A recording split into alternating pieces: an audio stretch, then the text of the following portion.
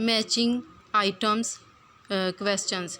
अक्सर बच्चों को पेपर में मैचिंग आइटम क्वेश्चन दिए जाते हैं। वो किस तरह से होते हैं कि दो जो है उसके अंदर कॉलम बना दिए जाते हैं इस तरह से, जो राइट वाला यहाँ पर कॉलम है और एक यहाँ पर लेफ़्ट वाला है। तो राइट वाला जो कॉलम है उसके अंदर क्वेश्चंस होते हैं और जो लेफ़्ट वाला कॉलम होता है उसके अंदर उसके आंसर्स होते हैं। तो यहाँ पर हम लोगों ने उनको मैच करना होता है आपस में।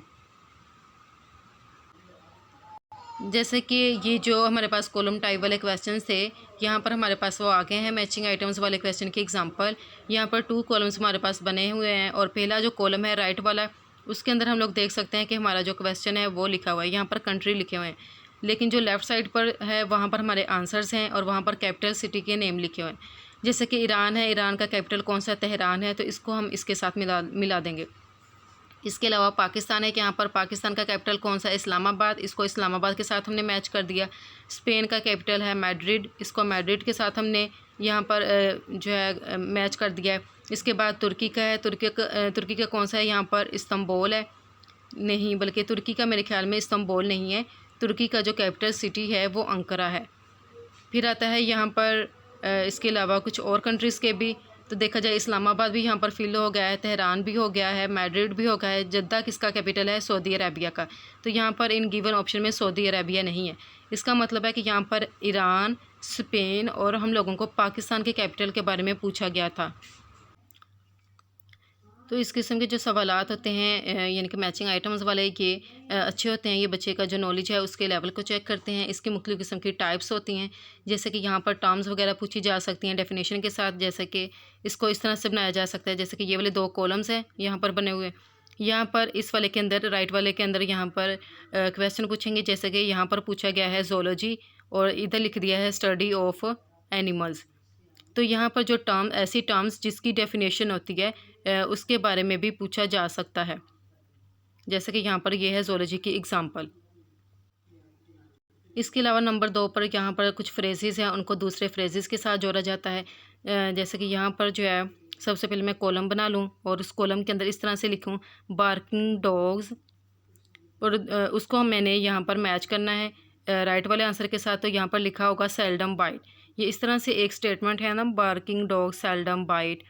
इसके अलावा अगर ये इसके अंदर लिखा है टू ईर, और इसको हमने मैच करना है टू ईर इज़ ए ह्यूमन, यानी कि इंसान खता का पुतला है। तो इस तरह कुछ फ्रेजेस होती हैं, उनको दूसरे फ्रेजेस के साथ मैच करना पड़ता है। इसके अलावा कोस को इफ़ेक्ट के साथ, जैसे कि यहाँ पर मैचिंग आइटम वाला बना हुआ है और यहाँ पर पूछा जाए कि इंसुलिन, और यहाँ पर दूसरी साइड पर इंसुलिन का जो है असर पूछा जाए, और यहाँ पर इंसुलिन का इफेक्ट लिखा हो कि ये शुगर को कंट्रोल करता है, शुगर लेवल को। तो इंसुलिन को हम लोग शुगर लेवल कंट्रोल करता है, इसके साथ हम लोग मैच कर देंगे, यानी कि ये कॉज और इफेक्ट वाले भी हो सकते हैं। मैचिंग आइटम्स वाले जो टेस्ट होते हैं इनका क्या एडवांटेज होता है, ऐसे सब्जेक्ट जिसके अंदर काफ़ी ज़्यादा फैक्ट्स हों, वहाँ पर नॉलेज काफ़ी ज़्यादा हो, तो वहाँ पर हम लोग मैचिंग टाइप के क्वेश्चंस पूछ सकते हैं। जैसे कि जीके के क्वेश्चंस, इसके अंदर काफ़ी ज़्यादा फैक्ट्स होते हैं, तो उसको हम लोग मैचिंग टाइप के जो आइटम्स क्वेश्चंस होते हैं उसको इस्तेमाल करते हुए बना सकते हैं।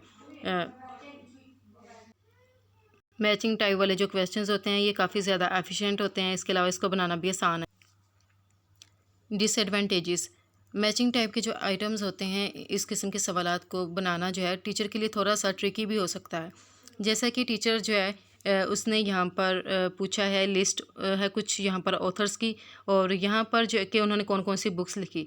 हो सकता है कि गलती से जो टीचर है बनाते हुए यहाँ पर किसी कैपिटल सिटी का नेम लिखते, यानी कि किसी सिटी वगैरह का नेम भी लिख सकता है। तो यहाँ पर टीचर को बनाते हुए कुछ डिफ़िकल्टीज़ जो है फेस करनी पड़ती है। इसके अलावा ये कि इसका काफ़ी ज़्यादा फ़ायदा है, हम लोग इस तरह से बनाकर एक बॉक्स के अंदर हम लोग ऑथर का नेम लिख सकते हैं और दूसरे पर उसकी बुक्स वगैरह का नेम जो है वो लिख सकते हैं। जैसे कि यहाँ पर मैं लिखूँ फरजाना शेख, और दूसरे बॉक्स में मैं लिख दूँ मेकिंग सेंस ऑफ पाकिस्तान। तो फरजाना शेख को मैं making sense of Pakistan book के साथ मैच कर दूँगी। तो इस तरह बच्चों को समझ नहीं आएगी कि मेकिंग सेंस ऑफ पाकिस्तान क्या है, यानी कि वो एक बुक का नेम है और वो किसने लिखी है, फरजाना शेख ने लिखी है। और अब अगर टीचर को बुक्स के नेम वगैरह ना आते हों तो मेकिंग सेंस ऑफ पाकिस्तान के अलावा वो अपने पास से नीचे कोई गलत ही अपने यानी कि किताब का नाम बना ले।